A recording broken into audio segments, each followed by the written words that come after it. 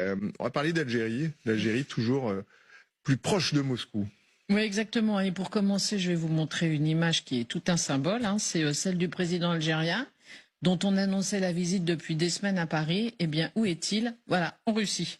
Et carrément hôte de marque de Vladimir Poutine, qui organisait un grand sommet, vous le voyez, économique à Saint-Pétersbourg, pour tenter de prouver que la Russie est tout sauf isolée sur la scène mondiale. Et donc, il a eu une petite mention spéciale pour le numéro 1 algérien. Écoutez, Vladimir Poutine.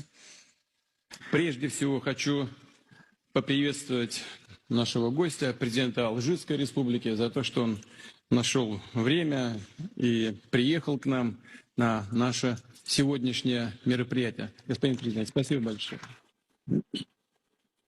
Alors pourquoi une telle amitié entre la Russie et l'Algérie? Ça remonte à très longtemps, mais déjà parce que Alger est un gros acheteur d'armes russes, que toute une partie de l'état-major algérien a d'ailleurs été formée dans les académies militaires russes.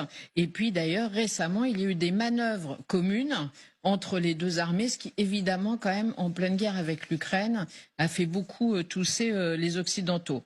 Et puis aussi pour la Russie, évidemment, l'Algérie, c'est une belle prise de guerre, si on peut dire.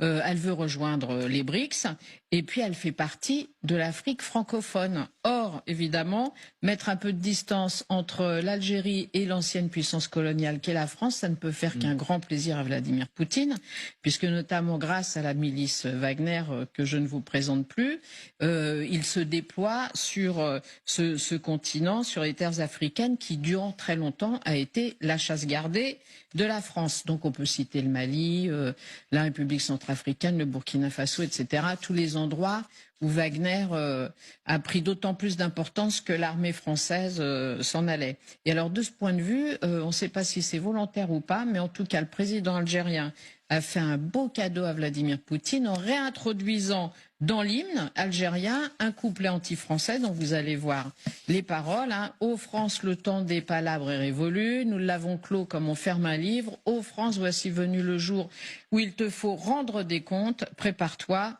Voici notre réponse, le verdict, notre révolution le rendra, car nous avons décidé que l'Algérie vivra. Alors, quand on dit « Ô France, il te faudra rendre des comptes, prépare-toi », au moment où les Français, justement, sont des cibles potentielles dans certaines régions d'Afrique, évidemment, ça les fragilise et ça les met encore plus en danger.